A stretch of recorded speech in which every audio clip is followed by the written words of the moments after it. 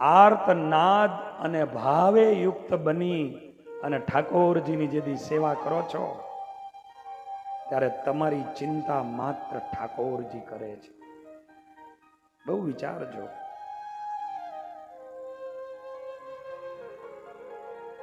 તમારી ચિંતા માત્ર ઠાકોરજી કરે છે. આ છે એટલા માટે હું કાયમ કહું, ભગવાનના ભક્ત બન્યા, પરમાત્માની શરણાગતિનો સ્વીકાર કર્યો, પછી ખોટા ચિંતાના ટોપલા લઈને ફરશો નહીં. એ ચિંતા ચિત્તા પ્રગટ કરશે. તમારી કરેલી જે ચિંતાઓ છે ને એ તમારા જીવનમાં ચિત્તાઓ પ્રગટ કરશે, એટલે અગ્નિ પ્રગટ કરશે. માટે ચિંતાઓ ન કરો. ભગવાનને શરણે ગયા પછી ચિંતવન કરો, ચિંતવન કરો, ચિંતવન કરો. અને ચિંતવનની અંદર જેથી તમે ઉતરી જશો તો તમારી ચિંતા ખુદ નારાયણ પોતે કરશે.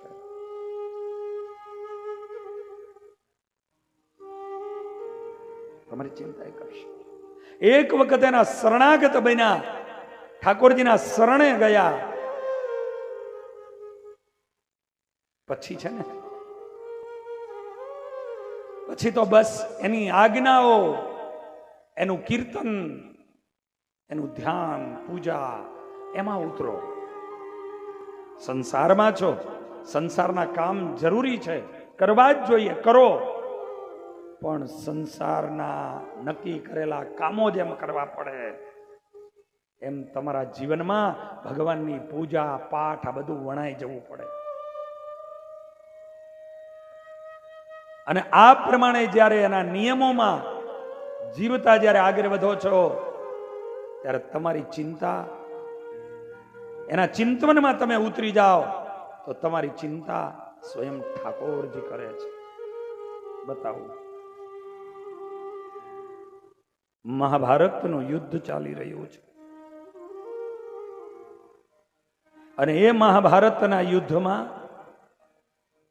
એક પછી એક કૌરવ સૈન્યના યોદ્ધાઓ વીરગતિને પામી રહ્યા છે.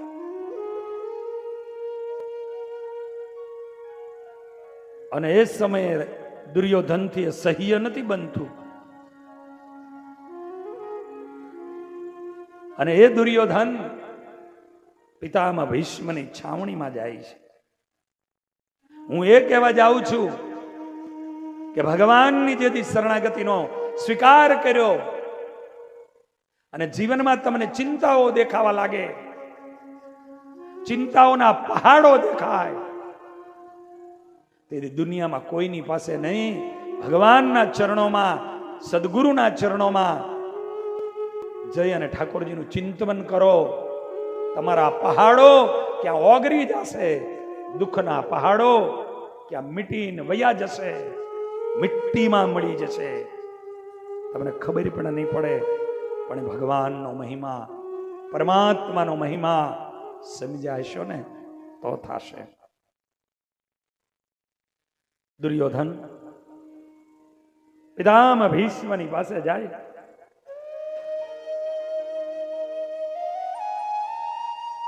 અને એ પિતામહ ભીષ્મની છાવણીમાં જઈ દાદા ભીષ્મને વંદન કરે અને વંદન કરી અને કીધું છે, દાદા દાદા આપના જેવા ઈચ્છિત મૃત્યુવાળા યોદ્ધાઓ મારા સરસેનાપતિ, અને છતાંય દાદા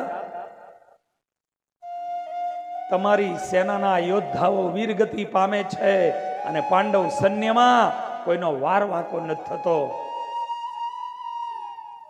આની પાછળનું દાદા કારણ એક જ છે.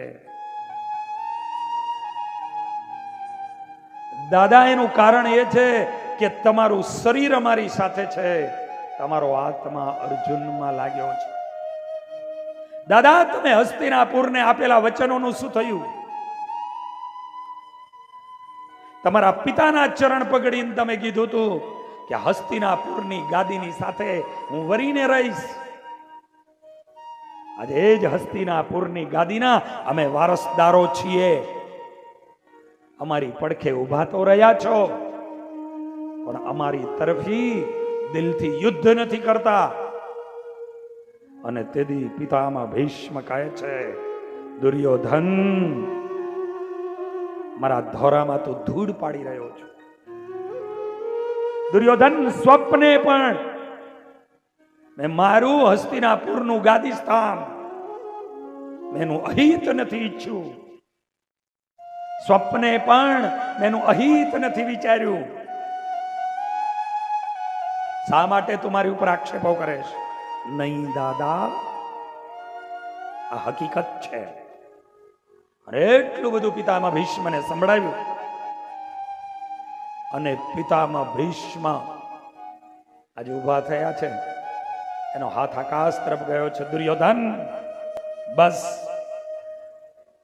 દુર્યોધન બસ, એક પણ શબ્દ આગળ ન બોલીશ. દુર્યોધન જા, પ્રતિજ્ઞા કરું છું, આવતીકાલનો સૂર્યોદય થાય અને એ સૂર્યના ઉદયથી અસ્ત થાય ત્યાં સુધીમાં, આવતીકાલના સૂર્યના અસ્ત સુધીમાં કા યુદ્ધના મેદાનમાં અર્જુન નહીં હોય અને કા યુદ્ધના મેદાનમાં ભીષ્મ નહીં હોય. સાંભળજો હું શું કહેવા જાઉં છું.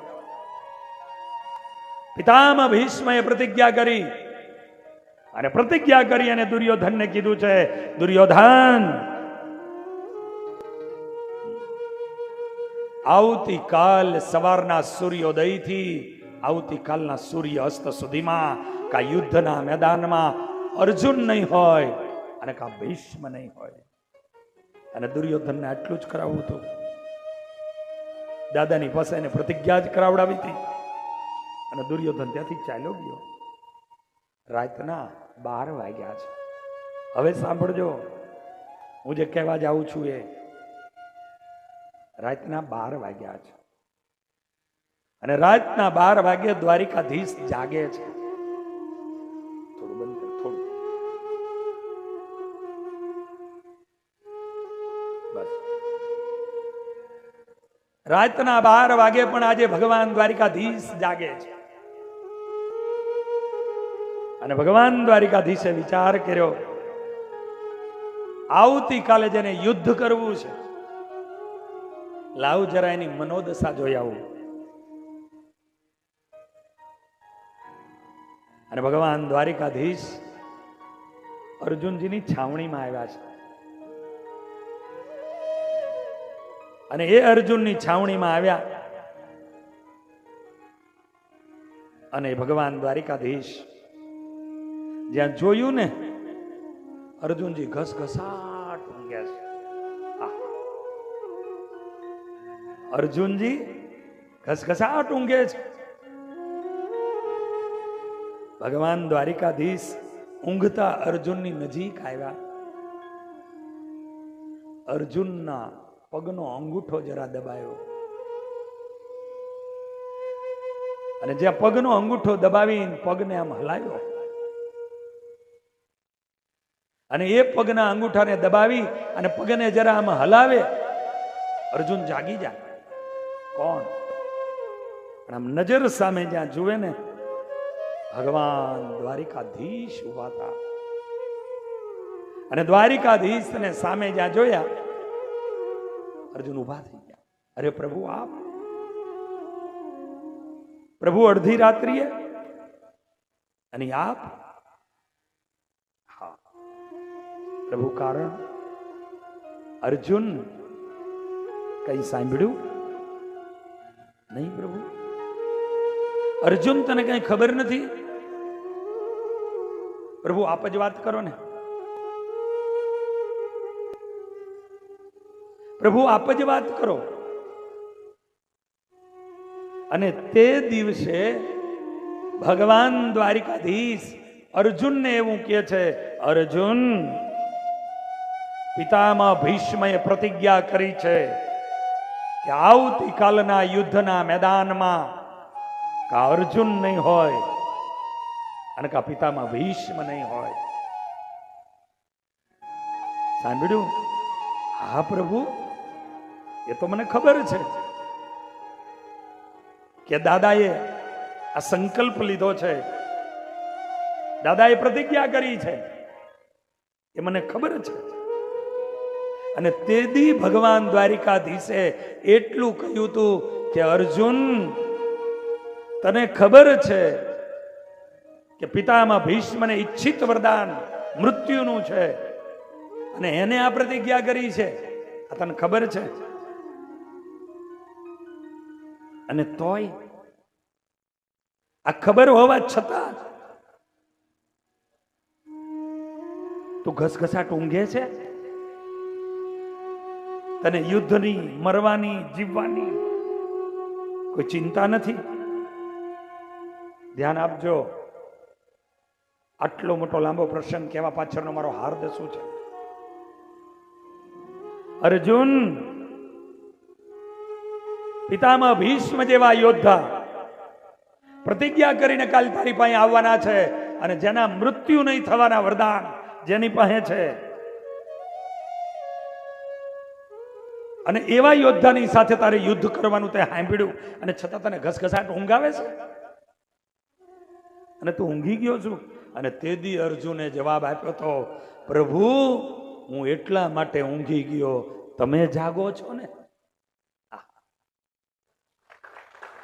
મારી પાસે મારો દ્વારિકાધીશ છે અને મારો ઠાકોરજી જાગતો હોય, મારો ઠાકોરજી જાગતો હોય એ મારે જાગીને શું કામ છે. બસ આનો એટલો જ ભાવ છે કે ભગવાનની શરણાગતિનો સ્વીકાર કરો, ઠાકોરજીની ઉપર છોડી ચિંતાઓને ભૂલી જાઓ, ચિંતન કરો, હરિના નામનું ચિંતન કરો, પરમાત્માના નામનું. જ્યારે જ્યારે તમારા જીવનમાં દર્દ, તમારા જીવનમાં દુઃખ, તમારા જીવનમાં જ્યારે જ્યારે રસ્તા બધા બંધ દેખાય, એ સમયે ભગવાનની મૂર્તિને હૃદયમાં ધારણ કરી, આંખોને બંધ કરી અને ભગવાનના ચિંતનમાં ઉતરી જાઓ. બધા જ રસ્તાઓ ઠાકોરજી ખોલી દેશે, ઠાકોરજી ખોલી દેશે. તમે એની ચિંતન કરો, તમારી ચિંતા ઠાકોરજી કરશે.